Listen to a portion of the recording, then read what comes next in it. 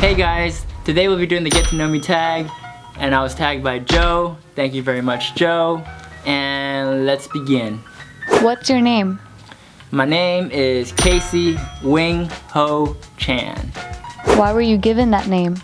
My first name, Casey, was given to me because I think my parents said that they thought it was unique. I think they were looking for a name that wasn't a very common name, and I think at that time, like in the 90s or in the late 80s, I think there's a lot of Billies and Johns and Joshes and stuff like that, and I think they just kind of wanted to steer away from those typical names, and I think they liked the name, the way Casey sounded. I think Asian parents gear the names towards how they sound, and so I guess that's what they landed on, Casey.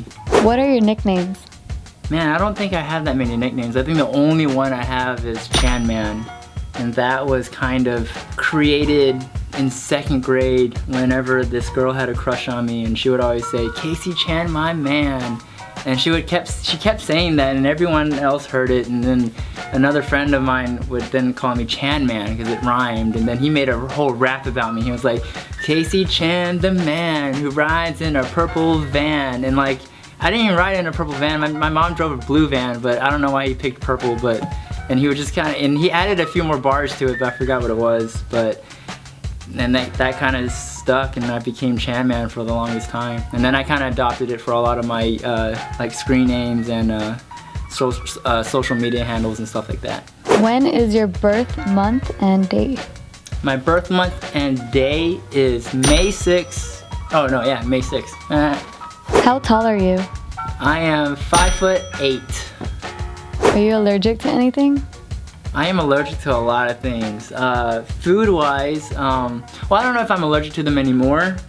No, you know what, probably I am, but I got tested for food allergies when I was in like 4th grade. And the doctor told me at the time that I would probably grow out of these, so I'm not too sure how much of this stuff is still relevant. But at the time, they told me I was allergic to rice, I was allergic to potatoes, I was allergic to tomatoes, I was allergic to dairy products like cheese and stuff. Out of all the things they tested me on, mushrooms and like anything that was fungi related, I wasn't allergic to. But everything else, like celery, I was still like slightly, like on a scale of 1 to 5, I was a 1 on those things. I was allergic to a lot of things growing up, and then non-food related stuff. The big one is dogs. I'm allergic to dogs, so I can't be a best friend of man's best friend. Do you have any body modifications like tattoos or piercings? I have no tattoos, but I do have piercings. I have 1 and 2 on my ears. I got them whenever I was 18. Heading into college, I really wanted piercings. And I remember asking my dad, like, "Hey, is it cool if I get my ears pierced?" And then he was kind of hesitant just because he was like, "Man, are you a rock star? Like, you know, are you a famous person?" Because, you know, really, the only use you would have for piercings is for an image, and you don't really have an image. You know, you're just a student, you're a kid, and you're going into school, and you need to find work later. Like, and he thought it's gonna be a gateway thing. Like, he thought I was gonna lead to more piercings and maybe tattoos, and he thought I was gonna be like this creature later on. I don't know. but no, just the 2 ears. Oh, and then for a while I got my what is it called, a labre or whatever. Like, got that little bead thing going on right here for a while, but I took that out. Are you left-handed or right-handed? Righty. What's the story behind one of your scars? My scars? I don't have that many scars because I wasn't very outdoorsy, nor was I very adventurous as a kid, so I don't really have that many scars. But I do have one scar, which is I have eczema, like just all over my body. And I guess when I was hitting high school and then like till now, it's like my eczema. Eczema is a skin condition where your skin dries out really easily, and it gets really itchy, and you want to scratch it, and it gets really irritated, and it gets like it turns into rashes pretty much, and it manifested itself on my hands a lot. And so over the years, with all the scratching and just just being irritated all the time, and putting lotions on and stuff like that, it also got scarred up a lot. And so now my hands, like the differences between my left and right hands is my left hand looks somewhat like normal, and then my right hand is like, it's just got a whole bunch of like weird skin patterns, I guess. I don't know what you call it.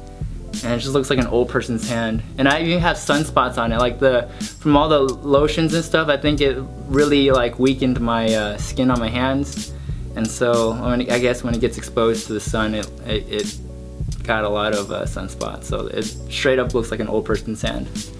What's your most favorite thing about your body?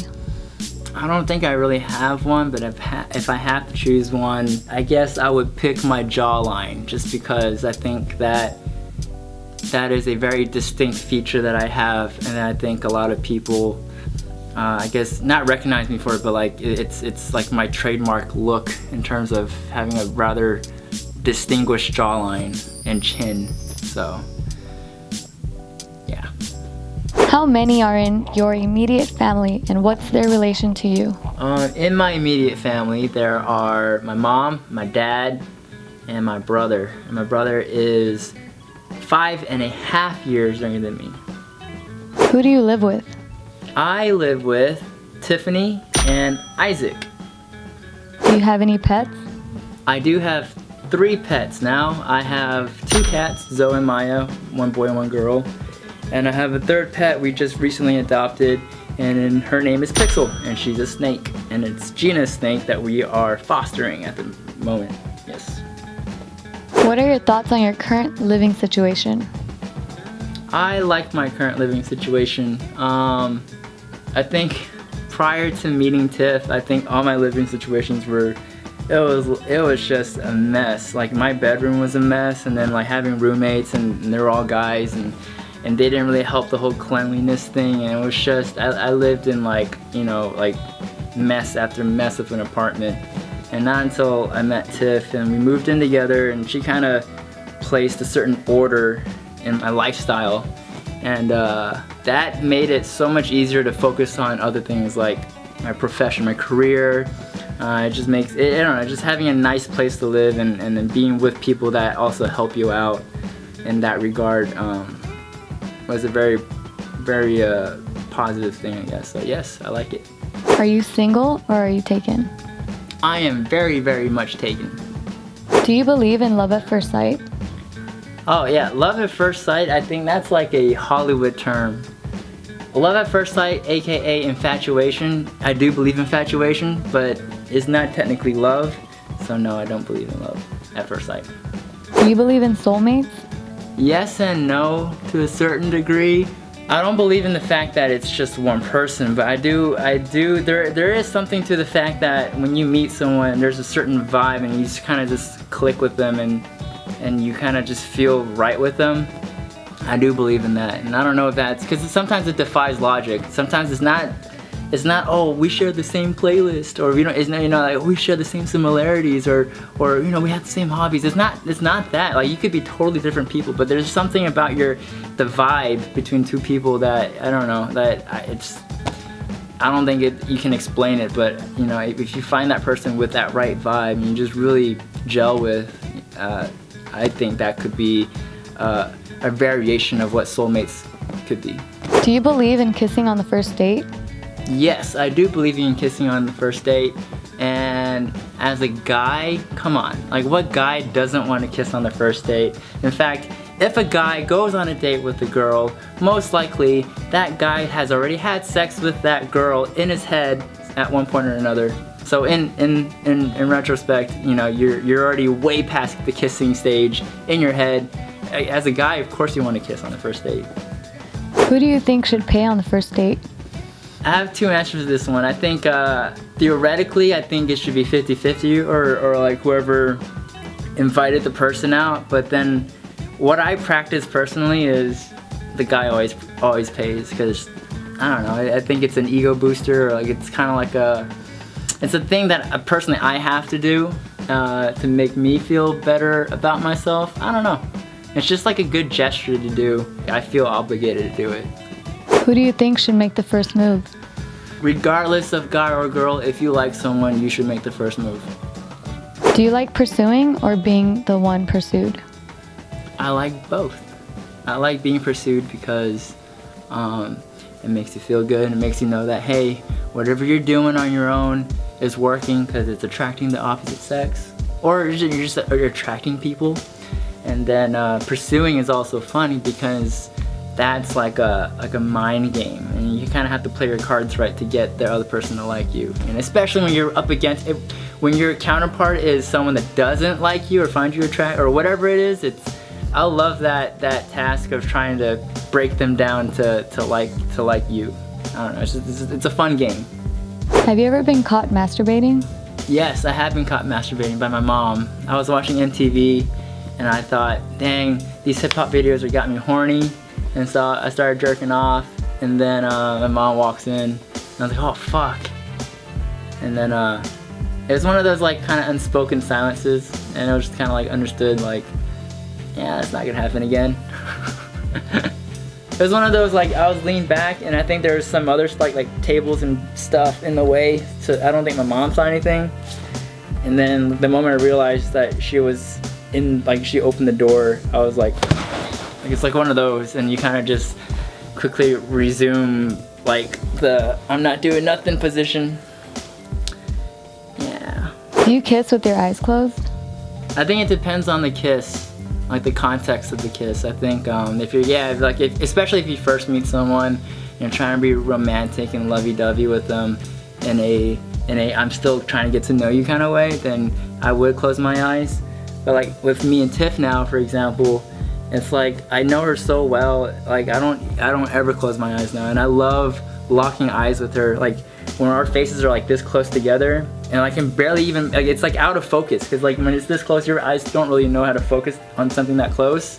But there's something, I don't know, when you lock eyes in that moment, it makes the kiss that much sweeter, and I like opening my eyes now, only with her. What would you instantly change about yourself if you could? I would make myself less nervous in front of the camera so I could do my job better. What really makes you angry?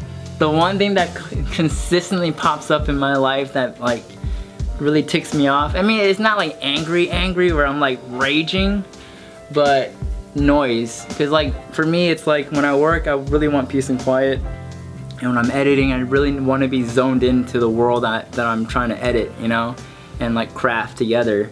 And when you hear these like random lawnmower noises or airplane noises or fucking like bass, like when people drive by and they got their bass going, bass, oh man, there's a whole category of bass noises that I don't like, and it's one of those noises. I love bass if it's my own bass noise, but if it's someone else's playback and they're playing music and there's bass and I can't hear their actual music and not enjoying what they're enjoying, I fucking hate it, and I want to just like destroy all 808s and subwoofers and shit like that. Oh, and footsteps from like just noise pollution is the worst thing for me. What motivates you to work hard? That's a funny question, because I think recently it's switched over quite a bit. I think right now in my life there's a lot of moving parts and a lot of reassessing what's really important to me. And before, I think what really motivated me was, I think, proving to my parents that you know what I'm doing is working. You know, like I made the right decision to pursue what I'm pursuing, and I wanted to make sure that, you know, they don't have to worry about me. And that was kind of like part of the motivation for me to succeed and achieve, I guess, a certain status in my career, my field, right?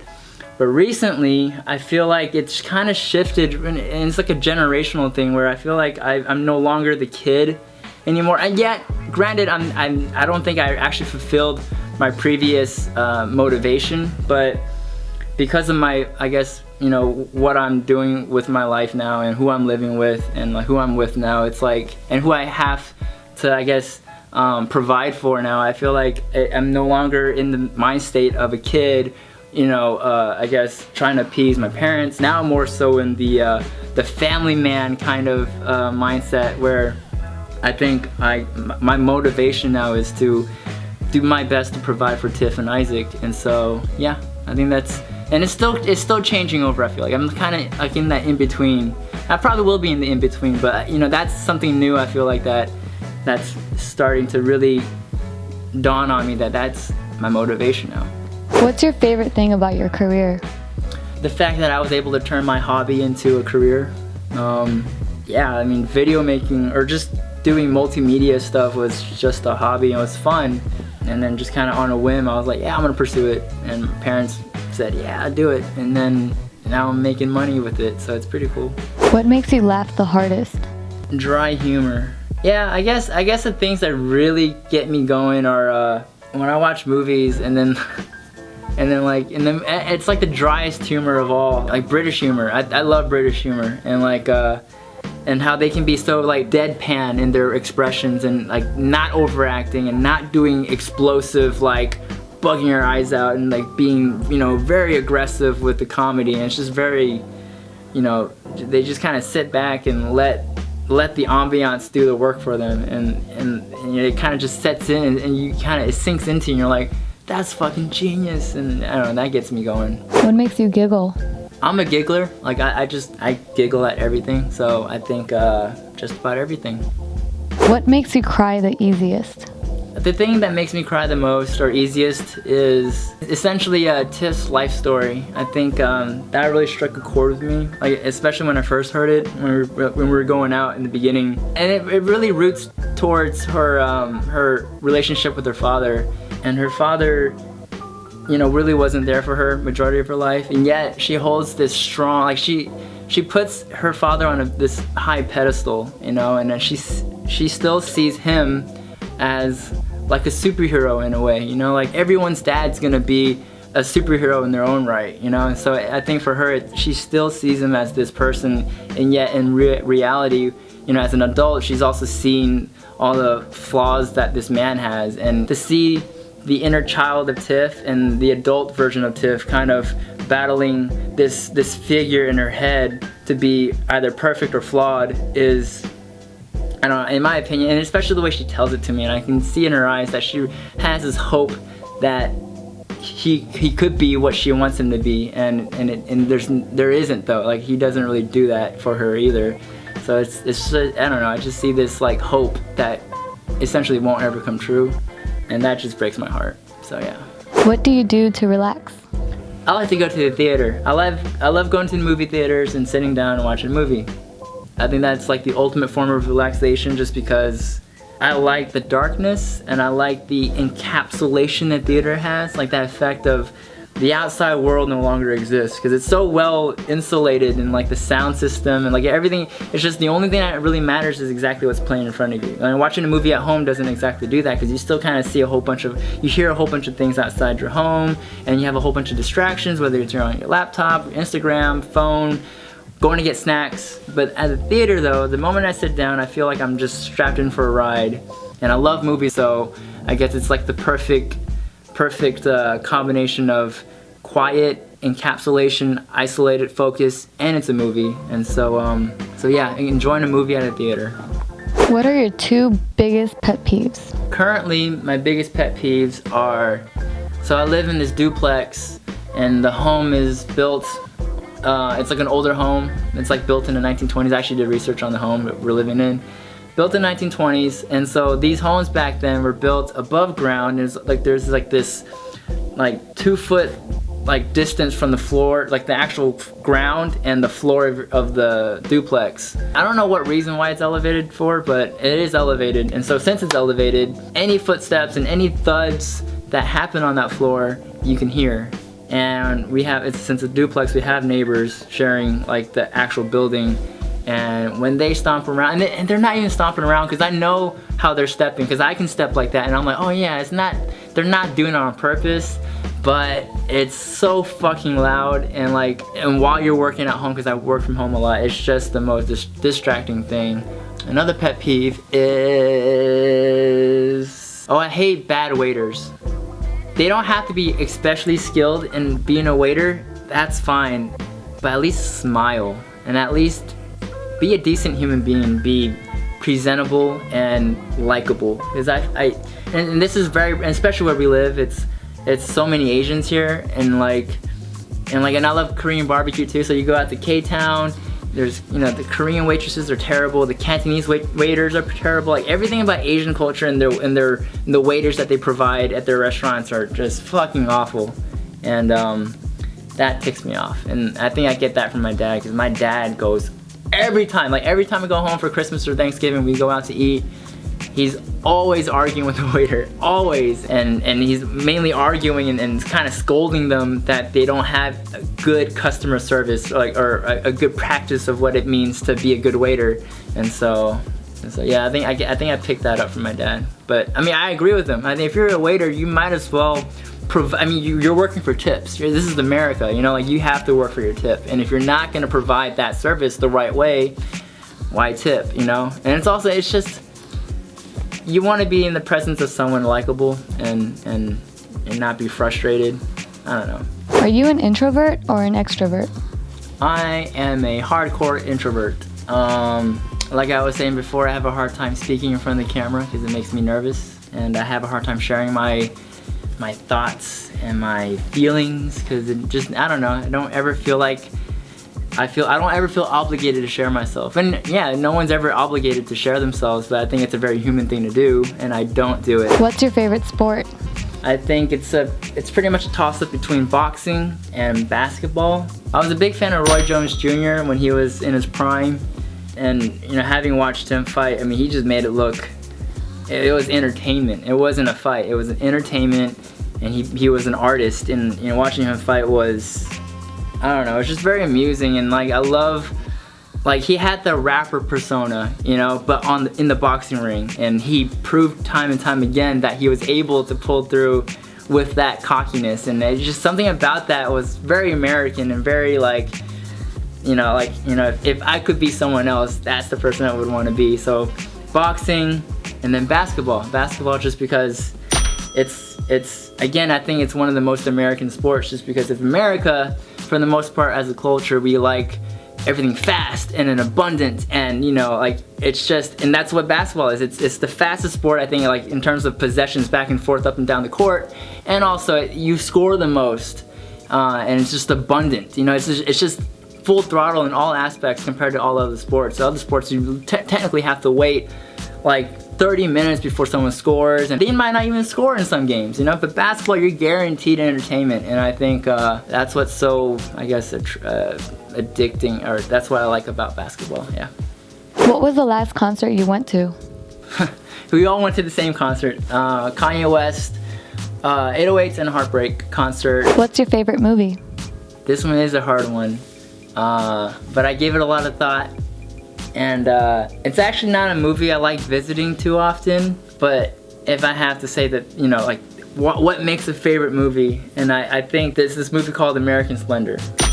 It's made in 2003, and it stars Paul Giamatti, and I forgot the directors, there's two of them, but what makes this movie so good isn't so much the fact that the story was, I mean, the story's good too, but it was the formatting. It's like, this movie's great because it's part narrative and it's part documentary. So it's a biopic about this comic book writer and about how he turned himself into a superhero. And it's a superhero that does, you know, normal American average things, you know. And by writing stories about that, it really puts a highlight on, I guess, the beauty of normal life. And there's a line in the film where he talks about how ordinary life is some complex stuff. And I thought, oh, that's very true. Like, a lot of people overlook the normal meanderings of daily life, and you know, in the form of entertainment, people look to superheroes and explosions and sex and guns and cars and stuff like that.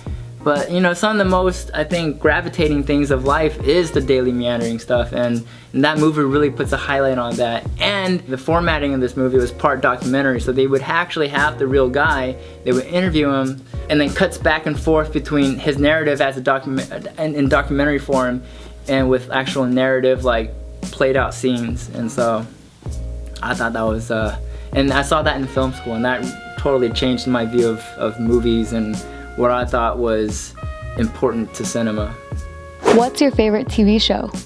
This is a hard one, just because I don't watch TV and I don't like web series. I like True Detective, I guess True Detective. I don't know, I don't like TV shows just because I always feel like the acting in it and the writing in it, it's a little campy and a little, it's never that good. It's not comparable to feature films. I don't know why. I do know why actually, because well, for me, when I watch movies, I like watching movies that have a very natural and like kind of like the filmmaking is very invisible. You don't want to know that this is a movie, you know, and it's very natural and it plays out and there's a rhythm to it. And with TV shows though, whether it's drama or comedy, you kind of see the punchlines coming. You kind of see the joke coming, you know, it's kind of like this wide shot. And on the punchline, it cuts to a close-up and it's like, you know, and I hate that, you know, it's not, the filmmaking is not invisible, and I think the beauty, the art in filmmaking is to be invisible as a filmmaker. You don't want to know that you're watching a movie or TV show. And I think, and even in dramas, it's like, I call it the Batman thing, where like, you know, there's the, you know, there's a character over here talking to me, and then as a character, I'll be like, no, you know, and it's like, there's all these like very played up moments that no one speaks like that and no one really talks like that. The structure of it, it's all camped up, you know, and I just can't get into TV shows, so I don't know if I have one. What's your favorite color? What is this? This is like kindergarten. Favorite color? Red. I don't know. What's your favorite song? My favorite song of all time and forever and ever will be Maggot Brain by Parliament Funkadelic. Actually, more so, it's by Eddie Hazel. And Maggot Brain is this 7-minute guitar solo, essentially. I mean, it's arranged by George Clinton, who's the leader of Parliament Funkadelic. But the lead guitar solo, which is the highlight of the entire song, is done by Eddie Hazel. And the mythology of it, or the legend of it, behind the song is the fact that George Clinton, who was pretty much the producer of the track, said, here's some LSD. Eddie Hazel, take this LSD. And he's like, all right, go into the recording booth, give us this guitar solo. And oh yeah, by the way, your mother just died. And it is the most beautiful guitar solo of all time. And there's something about a guitar solo in any song. It's probably the most soulful sound and any instrument can make, in my opinion, and it's literally, it sounds like they're telling you a story. And every time I listen to Maggot Brain, I can craft up a different storyline in my head, and it works out. It's like the pacing and the movements and arrangement of the song. It's a feature film in its own right. There's a story there, and yeah, it's just a really good song to zone out to and kind of get into Zen mode too. What's your favorite food? I guess if I was on death row and I had a last meal, I guess I would use that as the basis for my favorite food. And I think I would pick Chinese barbecue as my last meal, as my favorite food. Chasiu, suyo, all that stuff. What's your favorite season? My favorite season is fall or autumn. Not in LA, but like I guess everywhere else in the world that actually has the 4 seasons. It's probably the most beautiful time of the year. That's when all the leaves change and stuff. But more so, I like the smell of fall, and there's a certain smell, I guess, when the leaves die out, like the plants are dying, and they're all like, oh shit, and the leaves are falling. There's a certain smell that all that stuff gives off, and there's like this crispness in the air. And that, I don't know, that just makes me feel good inside for some reason. Even though it's getting colder, it makes me feel warm inside. And then I think the cold air, since it's so crisp, like when you walk by restaurants, like the smell of restaurants get 10 times better. And it's also the time of the year where you're anticipating the holidays. And I actually think the anticipation for the holidays is actually better and more fun than the actual holiday itself. What's your favorite holiday? My favorite holiday is any holiday where I get to go home. Texas, Dallas, Texas. And I get to spend time with my family, my mom, my dad, my brother, and any cousins are around at that time, I guess, I don't know. So I guess essentially that would be either Thanksgiving or Christmas, because I only usually go back home during those 2 holidays. What's your favorite quote? I have a lot of favorite quotes, and I think my favorite quote is actually one of the more basic ones, and it's very easy to understand it. And it's from a movie, Will Smith's in it, it's called Pursuit of Happiness, and there's a scene in the film where they're playing basketball, and Will Smith's son, he was saying that he wants to be a basketball star or something like that, and Will Smith's character was like, "You'll probably be about as good as I was."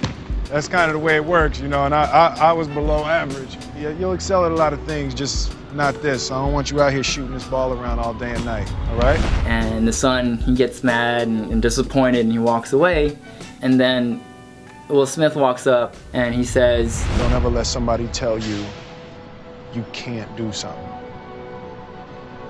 Not even me. All right? You want something, go get it. Period."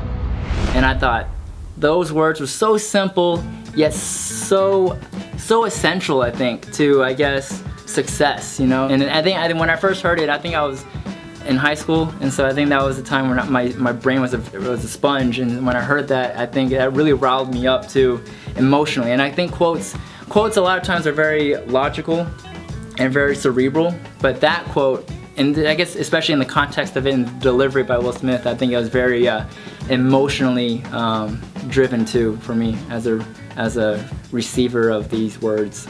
Do you sing in the shower? No, I do not sing in the shower. I used to, like maybe when I was like 6 or 7.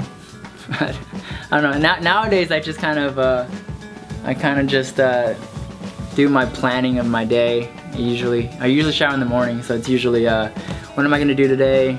Oh yeah, I need to do that. I need to get this edit done. I need to run that errand. Okay, cool. And that's about it. What's your biggest fear? I mean, if you're talking about a trivial fear, I think the image of the Ring, the girl from The Ring, that's pretty scary to me. It's like a very haunting, and like that movie had a very lasting, haunting kind of feeling on me when I watched it. But like a real fear though, I think for me it would be, I fear the day whenever, like my circle of friends and people that I know, I fear the day whenever you start to lose them one by one. And I think that's what's so scary about it. It's inevitable. It's an inevitable thing that will happen, and there's nothing you can do about it.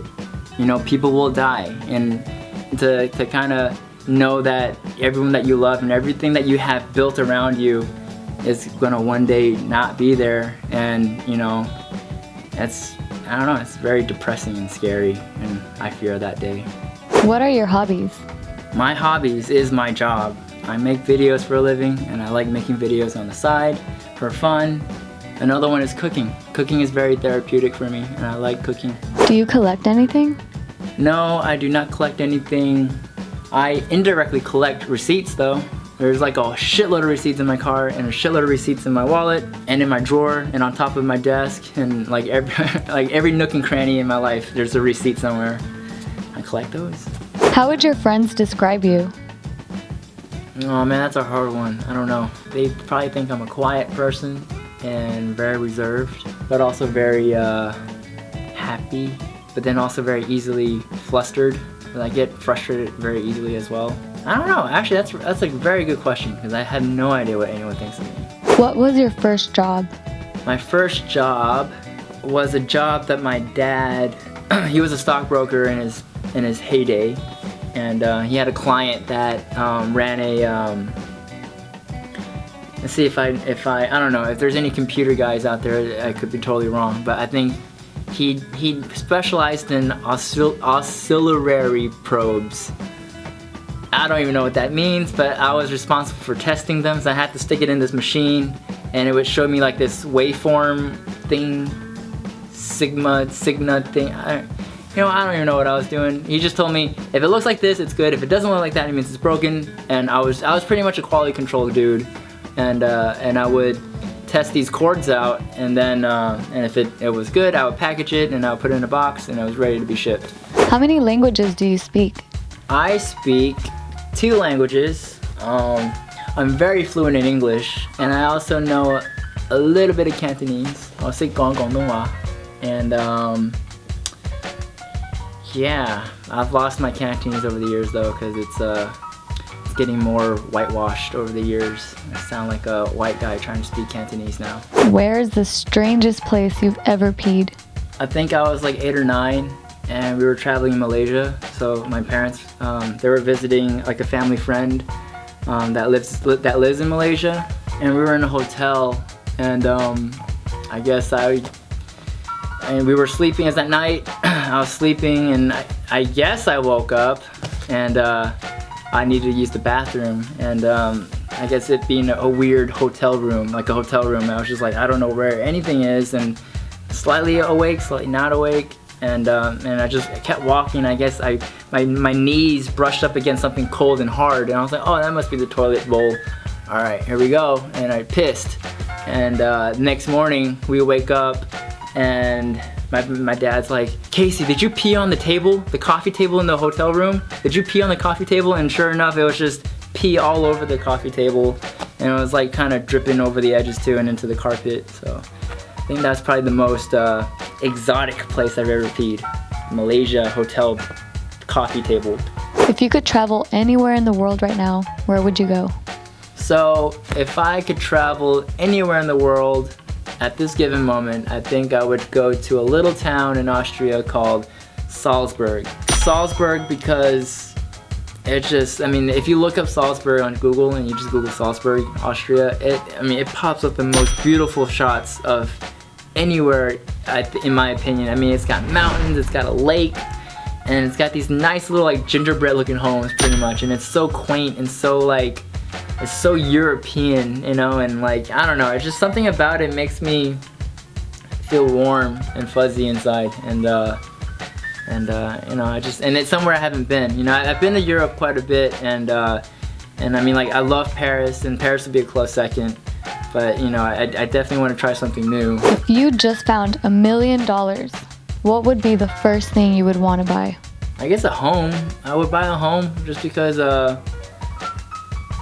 if there was anything in my life right now that I felt like I needed or really could benefit from, is to actually have a home and not have to rent out other people's properties. Because there's like, I don't know, there's something about renting property and essentially you're paying for their mortgage through your rent money. I don't know, I'd rather just have my own thing, and you know, and I can customize it. I can build in a swimming pool if I want to. I don't know, it's just a good peace of mind to know that you have property somewhere. You can return to this place after vacationing or after work, and you know that this place is yours and this is your domain, and no one else can ever take it away from you because you own this property.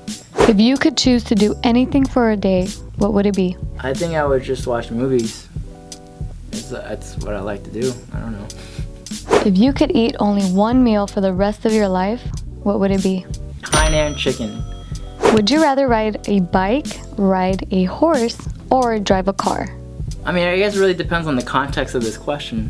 Like for the pure novelty of it, I mean, there's no novelty in riding a bike because I've rode a bike all my childhood, you know, and then there's no novelty in riding a car or driving a car because I do that every day. But it would be pretty fun to ride a horse. That would be a good, refreshing change of pace. But if you're asking in terms of functionality and practicality, I would definitely pick a car. If you were stranded on a deserted island, who would you want to be stranded with? If I was stranded on an island, I would definitely pick Tiff to be stranded on an island with, just because she's the one I would want to spend my last days with if I was like completely stranded on an island, like as in like no hope of getting off this island. Your other half would be the perfect companion on an abandoned island, I think. You can essentially survive by forging a life there, and then perfect, I have my other half here, and we can make babies, and then we have a whole, like, we form our own community on this island, and no need to escape it no more. It won't be deserted no more, because then you can make your own family there. If money wasn't an issue, what would you do all day? Try and make a movie in a day. If you could go back in time, what year would you travel back to? There are several different eras I would love to go back to, but if I had to go back for a very, very specific moment in history, I would travel back to 1969, go to Woodstock, and watch my favorites play. The 70s, like the late 60s and early 70s, I think the music that was coming out of that era was, I think, the pinnacle of pop music. That was right before, I think, when music started simplifying. I think the 80s hit a point where it got as complicated and big sounding as possible, and then the 80s started, like the pop music at least, started kind of digressing into simpler rhythms and simpler tunes. The 70s though, you saw this merging rock and roll with gospel, with country, with jazz, with R&B, with like everything, kind of just molded together into this big 70s like gospel sounding rock and roll era. And in terms of skill level, I mean, that takes quite a bit of skill to, you know, accomplish those sounds, you know, and the arrangements of it. I mean, there was musical geniuses at that time, you know, and if you look at other eras of music, like, I don't think there was that big of a melting pot of genres and then musical geniuses putting it all together, you know. So I feel like that, for music's sake, 1969 and the rest of the 70s were pretty awesome. If you were ruler of your own country, what would be the first law that you would incorporate? I'm gonna get a lot of flack for this, but the first rule I would make for my country would be to get rid of all religions. I have no religion, but I don't have anything against anyone that has a religion. But the way I see it is, there are a lot of wars going on throughout history that all originate to the fact that people were disagreeing on religions.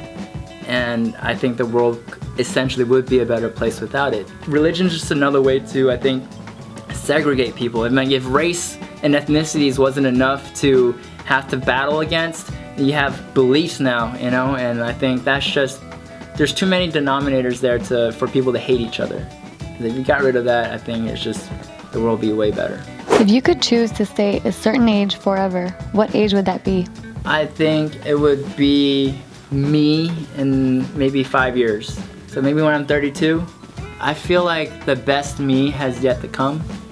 And I think the best me, I'm hoping, would be in my early 30s. Just because I think that's the new prime age now. You know, I think the 20s essentially is people, you're still trying to figure out who you are, you know, and I don't think, and it's also like, you know, in your career wise, you're still kind of building, and hopefully by my early 30s, you know, I would have built enough, you know, character and, you know, professionally, my family. I'm aiming it to be like that will be the years where I would have a kid of my own, and everything would be good. If you were immortal for a day, what would you do? If I was immortal for a day, I think I would fight a war. I would go out and end a war somewhere and make peace somehow. I don't know. I'd try and do it in a day. I'd take down a whole army if I wanted to, I guess, right? If you had to change your first name, what would you change it to? Man, you should have asked me this question when I was like 10. Because I used to think my name was like a girl's name. And I was like, why the fuck do I have a girl's name? But I kind of like my name now, so I don't have that thought anymore. I don't know. The name's a name. I don't know, there's really nothing to it. George. I don't know, Neil. Bob. I don't know. It's just a name. If you could meet anyone, living or dead, who would you meet? It would definitely be Spike Jonze. Actually, it would be a combo, and they actually work together quite frequently. Spike Jonze and Charlie Kaufman. And who they are, Spike Jonze, most recently, he's responsible for the movie Her that came out in 2014. And he's also responsible for Where the Wild Things Are, and a movie called Adaptation, and Being John Malkovich. And Being John Malkovich and Adaptation were written by Charlie Kaufman. And these two, the art that they make, I think it's unrivaled by anyone else. Just because it's, well, one, I'm very into very like cerebral kind of things, and that's exactly what they do. And they kind of take small character quirks and they magnify it in these films where it becomes a very small problem in an action flick becomes a very big problem in their films, which is very hard to do, and it takes a lot of, I guess, character study, and it takes a lot of understanding these quirks of human beings to really bring it to life, and they're able to do it. And so, I mean, I think that's a skill set as a filmmaker myself, or an aspiring movie maker. That's something I strive to, want to be and create. So, yeah. If you could know the answer to any question besides what is the meaning of life, what would it be? How much of a difference would my life be if I chose to just solely focus on my career? and disregard all family, love, relationship, and be totally, fully selfish for the sake of my success in terms of my career. I would want to know what the potential would have been. In the end, you know, everyone needs love, everyone needs family, everyone needs friends. And it's part of being a human being. And at the same time, it's also things that also might hinder you at times versus propelling you forward. And so I guess I would want to know if I chose that other route of just being a pure artist and pure like career-driven kind of dude, like where my career would be. If you could be any fictional character, who would you be? Charlie Chaplin's The Tramp. Just because I think The Tramp, Charlie Chaplin is a silent film director and actor and producer and composer. He's like a multifaceted filmmaker, and he's most famous for his iconic character, the Tramp. And essentially, he played the same character in every single film he was in. The Tramp pretty much was a very curious, happy-go-lucky kind of character. I mean, he does comedy. It's a comedy film, so kind of blissful and oblivious to a lot of the tragedies of the world.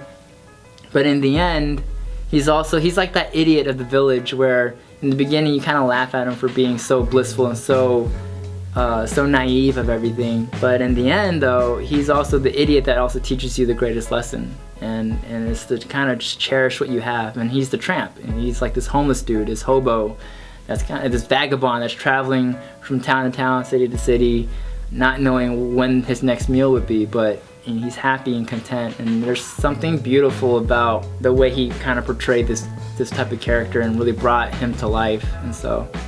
And I think I would want to be that guy. What's your favorite childhood memory?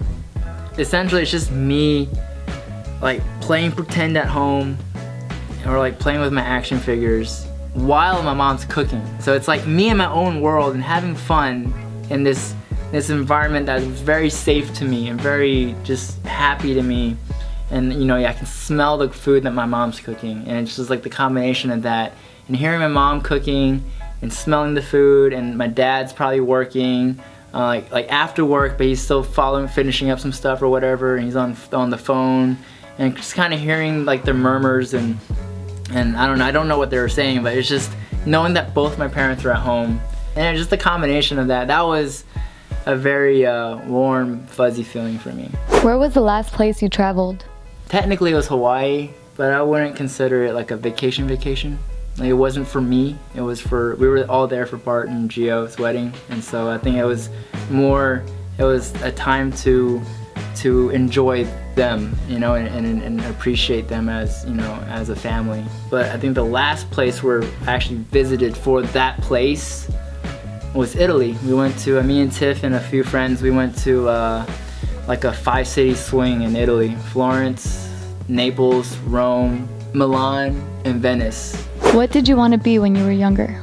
When I was younger, I really wanted to be a chef. What was the first thing you learned how to cook? I don't know, it's a toss-up, but I think it's either steamed rice or ham and egg scramble. One of the two. What's the best gift you have ever been given? A Panasonic 100B. Wait, a Panasonic DVX 100B. That was my first like prosumer level camera. My dad bought me that. I think I was in high school. Was I in high school still? Yeah, I think I was in high school. And he put a camera in my hand, and that changed my life. And I think that was the most valuable present I ever got. I mean, it was definitely an expensive gift, but it was also, the returns of that gift though are still coming in. So I think it was the best one. Have you ever worn the same underwear for more than 2 days?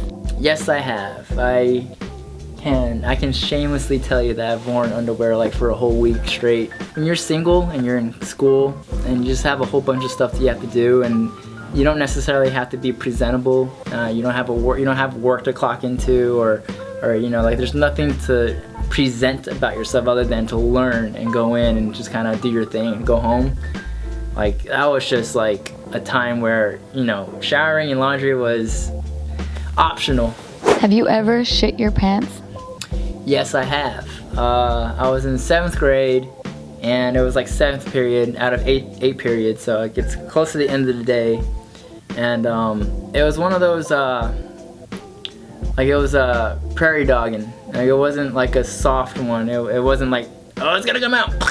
It was more like oh, it's a shy one, but it's coming out at the same time, but it doesn't want to come out. So it's like, it's one of those. Why I didn't go to the restroom was because I don't like using public bathrooms. I still, to this day, I don't. I try to avoid public bathrooms, and I like to do my business in the privacy of my own home, in the comforts of my own home. That's where my butthole isn't shy. So I figured 7th period, only one more period to go. Not too bad, I can hold it. Near the end of 7th period, that's when it started like prairie dogging, and really just kind of just pushed itself out. and yeah, and then I shit myself, and when it happened, it was one of those like reactions where I was like, I don't want to believe it. Nah, I didn't do it. Nah, it couldn't happen to me. And I didn't move for the rest of that period until the bell rang. And when the bell rang, I got up and started walking. And that's when I felt it, and I was like, oh yeah, there's some additional weight going on back there. And I went to the bathroom and cleaned myself up. What are you currently listening to?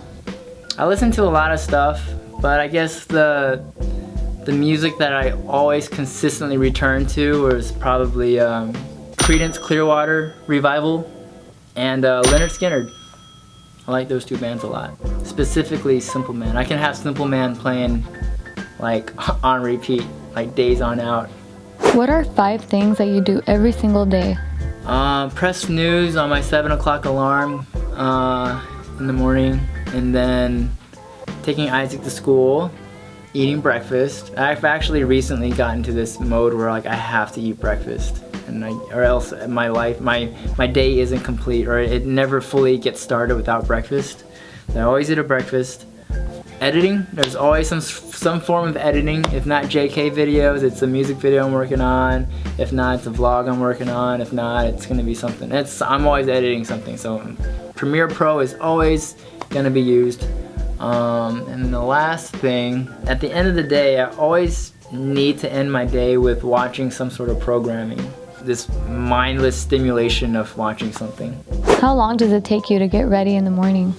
Oh man, that's a context question. Like if I was gonna fully get prepared, like do my hair, shave, brush my teeth, and like shower, all that stuff, and be completely presentable and feel good for the rest of the day, I could probably do that in 30 minutes.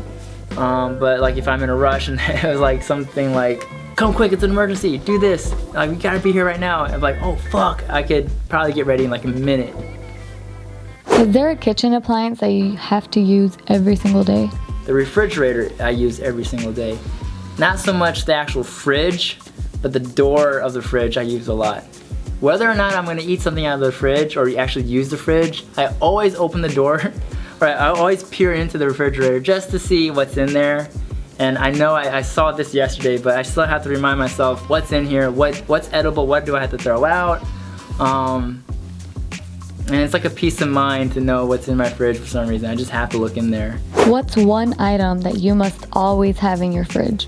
I eat quite a bit of cereal, so I guess milk. I guess I don't ever have anything that I must have in the fridge, but I think the 2 items that come closest to that would be milk for cereal, because I eat quite a bit of that, and kimchi, because sometimes when you're cooking, like I like cooking meats primarily. I don't really care for vegetables. Although I do like eating vegetables, I don't like cooking them. When I finish cooking like the protein, like the meat, I want something quick in the form of a vegetable, so usually I kind of go straight to kimchi. It's something you just grab out of the fridge and plop it on your plate and be like, oh, there's some vegetables there. What sound do you really love? Well, if you're asking me a trivial sound that I like, it would be the sound the library book makes when you open it, and there's like that crack. The crackle of the binding of the book. I really like it for some reason. But aside from that, the actual, like if you talk about love, the sound I actually do love, and I actually heard this from an interview with Matt Damon on his Actor Studio episode. And he was asked the same question, because on that segment they're asked what their favorite sound is, or what sound do they love, and I thought his answer was perfect. And after hearing it, I was like, oh, that's mine too. Like, this is the perfect sound. Like, why wouldn't anyone love this sound? And his answer was, the sound of your loved ones breathing while they're sleeping. And I catch myself every night if I'm still awake, or in the morning if I wake up first, just kind of spending a few minutes just kind of laying there, and I can hear Tiff breathe, or if Isaac's in bed with us, I can kind of I just listen to them breathe, and it's just so, and just to know that they're around me, and like I have a family, and like, I don't know, it makes me feel really good. And that's the sound I love. Where do you see yourself in 5 years? I guess hustling and grinding with JK still. I think the turn of the year for like going into 2016, I think it's going to be a very exciting year, and I can only see us growing even more. One, we have a new office, and having a new office means a whole bunch more opportunities, and the growth is exponential at this point. And another exciting thing is the fact that, one, we did announce last year, almost exactly a year ago, that we're gonna do a feature, and it did take us a while, and we kind of were just on and off of it because, there's just, keeping up with all the other videos that we do and all the other things that we have to do to maintain JK kind of got in the way. But this year was a lot of business moves, and I think we've cleared it out to where next year is gonna be a big, like, focus on the feature. And I think, and in the meantime though, this past year we had a few different concepts for the feature, and we had a hard time singling one out. And but I think at this point though, I think it's safe to say that we do have an actual concept that we're gonna go forward with. And I've seen comments saying, "Where's the feature? Are you guys really making a movie?" And dude, like, Christopher Nolan took 9 years to write Inception. I'm pretty sure there's a lot of filmmakers. There's these concepts out there that it takes time. And even like a stupid movie like Harold and Kumar, I don't know, like, it takes time. And it's like, and for us, it's like our first one, and we have a whole bunch of other things we're balancing. And me, Bart, Joe, and everyone here, we have different tastes in what we like. And so it's just there's a balancing act there too, that there's a lot of figuring out on our end. So it takes time. Be patient. It will come. What's the one thing you will never do again? To put my career in front of Tiff and Isaac. Because when I first moved out to LA, I think, I don't know, I think it comes with an age thing and like what state of your life you're in. But earlier, I think, for the most part, I think I ruined a lot of relationships and even friendships sometimes because I put work in front of it. And maybe rightfully so at that time. When you're young and you have a lot to prove and you have somewhere to get to and you want to get to a certain level of success, those are the sacrifices you have to make. But I think at this point, I think I found the people I really want to spend the rest of my life with. And so, yeah, I don't see myself putting work in front of Tiff and Isaac. I think especially when it comes to being a family man. And this is all something very new to me too. In the last, even the last year, I was grappling. I've been with Tiff for 3 years, and I think the first 2 years I was really battling out this whole concept of living your life as a 20-year-old type dude versus settling down as a family kind of dude. And when you have a 6-year-old, 7-year-old in tow, it's like there's definitely some extra responsibilities that come along the way with this relationship. And I think I was struggling for a couple years, but I think recently I've kind of met a compromise. But yeah, I think I would never put work in front of my family. What's one thing that you will never stop doing? Oh, on that note from the previous question, the one thing I will never stop doing is to keep providing for Tiff and Isaac, because I think, I love them, and so I definitely want to make sure that they're okay. So that's something I will never stop doing, is to provide. All right, that's a wrap with my get to know me tag. Hope you guys enjoyed it. Next up, I am tagging Tommy T. Trin. Hope you guys enjoyed that episode of Get to Know Me. If you like it, thumbs up. Don't thumbs down. And if you haven't subscribed to JK Films, please subscribe. And Joe did tag me from last week, so if you want to watch Joe's episode, his episode will be right over there. So check it out, click on it, like that video too, but make sure you like my video though.